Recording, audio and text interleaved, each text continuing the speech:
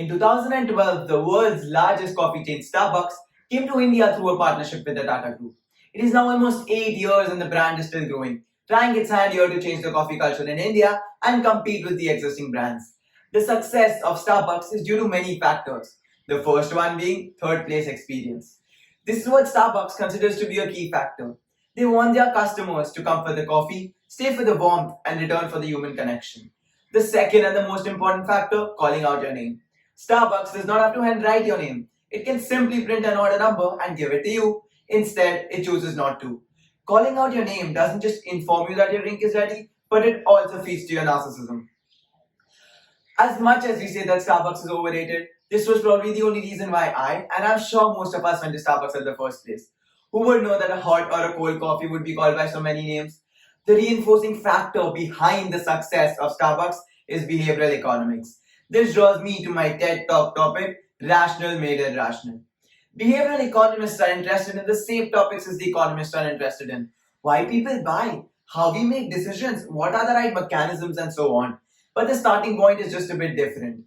Rather than assuming that people are predictable and rational, when we look at actual human beings, it turns out that they're rather impulsive, short-sighted, and sometimes just plain. Behavioral economics draws on psychology and economics to explore why people sometimes make irrational decisions and why and how their decisions do not follow the predictions of economic models. How much to pay for a cup of coffee, whether to go to graduate school, how much to contribute towards retirement, or all sorts of decisions that we have to make at some point in our lives. Behavioral economics seeks to explain why an individual decided to go for choice A instead of choice B.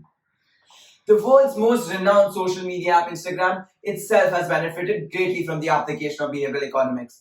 Instagram has developed to prove itself as an app for everyone. The introduction of Reels and IGTV has acted as a stepping stone towards Instagram's success, since it has provided a platform to many digital creators, influencers, and talented individuals to display their distinctiveness. My mother, a firm anti-social media parent who would condemn me for being on Instagram for hours, finds herself using Instagram to develop and promote her business. Never a day has passed by without any red hot Bollywood news. Additionally, I also find her scrolling through reels every night before going to bed. These are the key factors which appeal to irrational thinking and deliver great success with the help of behavioral economics. Who would know that a lifeless statue of a clown would act as a chief factor behind the success of a multinational chain store? I'm sure most of us over here have a childhood picture of the statue of Ronald McDonald, a clown character used as the primary mascot of McDonald's. Behavioral economics has shaped our thinking. What distinguishes one store from the other is its mere ability to attract customers. What separates a Nike t-shirt and an ordinary t-shirt is merely a swoosh on it. The factors of irrational thinking being the chief ones overshadow the factors of rational thinking. I would like to end my talk with a quote from Dan Ariely. Wouldn't economics make a lot more sense if it were based on how people actually behave instead of how they should behave? Thank you.